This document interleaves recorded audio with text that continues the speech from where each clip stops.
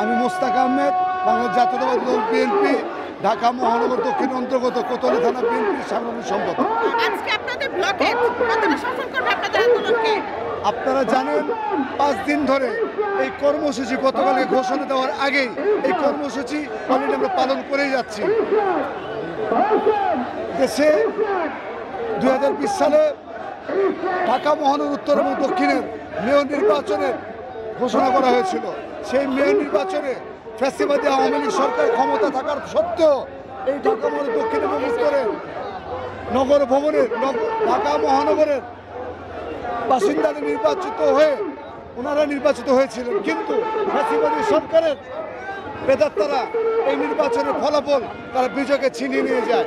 অতঃপর ফ্যাসিবাদী পতন হওয়ার পর এই আদালতের রায়ের মাধ্যমে আবারও দক্ষিণ সিটি কর্পোরেশনের মেয়র ইঞ্জিনিয়ার ইশরাক হোসেন উনি নির্বাচিত হয়েছেন। এই ফলাফল ঘোষণা করা হয়, এরপর গেজেট প্রকাশ করা হয়। গেজেট প্রকাশ করার পরও তারপর কোনো শপথ করানো হচ্ছে না। তারই প্রতিবাদে ঢাকাবাসী আজ এই সমাবেশে নেমেছে। আপনাদের লাগাতার অবরোধ চলতেছে, আন্দোলনও চলতেছে, কিন্তু এখন পর্যন্ত আপনারা আপনাদের সেই ব্যর্থতা পিছুটা পাচ্ছেন না। মূলত কেন হচ্ছে আপনাদের সাথে? আসলে আপনি জানেন 52 ভাষা আন্দোলন, 90-এর গণ অভ্যুত্থান, 71-এর মুক্তিযুদ্ধ, সমস্ত জায়গায় কিন্তু আসলে প্রথম দাবি আদায় হয় না। আপনার ফ্যাসিবাদী আন্দোলনের সময় কিন্তু 5 আগস্ট আগ মুহূর্তে তারা ভেবেছিল তারা এই মস্ত ছেড়ে যাবে না। দাবি আসলে আদায় হয়, এটা সময়ের ব্যাপার।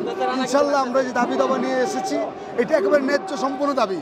এটা কোনো ব্যক্তি ইঞ্জিনিয়ার ইশরাক হোসেনকে নিয়ে কিন্তু আমাদের দাবি নয়। এটা হচ্ছে আমাদের নির্বাচিত মেয়র, যাকে ঢাকাবাসী নির্বাচিত করেছেন, তাদের যে ফলাফল, তারা যে তাকে ভোট দিয়ে নির্বাচন করেছেন, তাদের আস্থা, সেই আস্থার জায়গাটাতেই কিন্তু দাবি নিয়ে কিন্তু আমরা আজকে আমরা এখানে অবস্থান কর্মসূচি নিয়েছি।